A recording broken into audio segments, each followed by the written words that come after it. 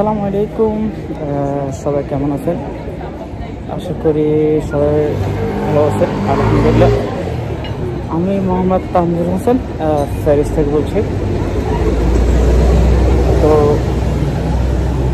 শুরু করা যাক আজকে ব্লগটা। হচ্ছে আমার কাজ জব শেষ করে ভাবলাম আপনাদের সাথে একটু ছোটোখাটো একটা ব্লগ নিয়ে আসি। অনেকে কমেন্ট বক্সে বলেন ভাই প্যারিসে ব্লগ কই, এই জন্য ভাবলাম আপনাদের জন্য একটা ছোটোখাটো একটা ব্লগ আনি।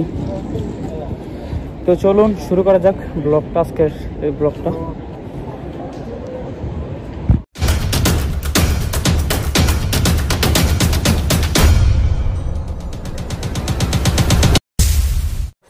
পার্ক দেখা আপনাদেরকে, এটা ছোটখাটো পার্ক। এটা হচ্ছে পার্কে ঢুকা প্রবেশ পথ।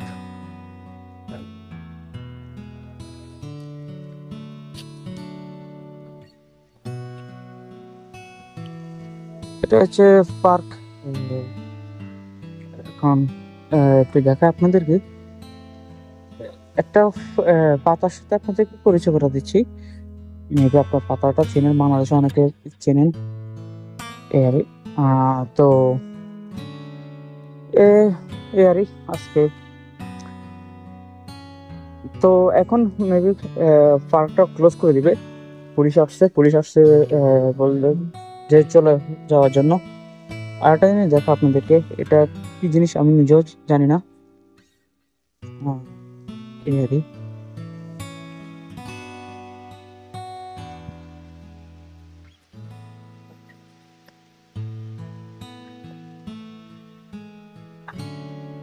একটা এরিয়া, একটা জমজমাট এরিয়াটা আপনাদেরকে দেখাই। তো এরিয়াটা হচ্ছে বাস্তুর বলে মেট্রো 13 করে 8 হয়ে আসে মেট্রোটা।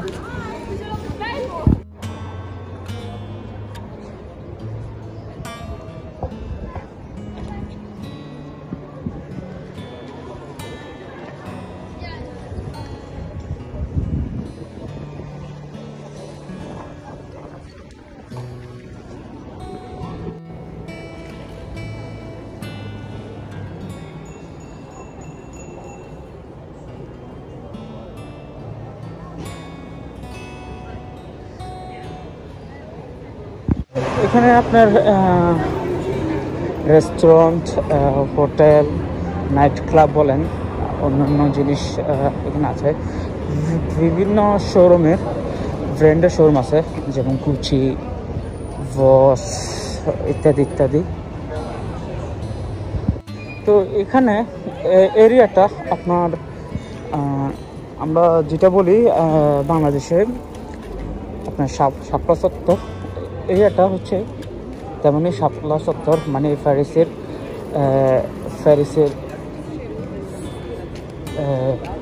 হেডকোয়ার্টার বা প্যারিসের প্রাণকেন্দ্র আমরা যেটা বলি, এটা হচ্ছে প্যারিসের মূল কেন্দ্র। এখানে আপনার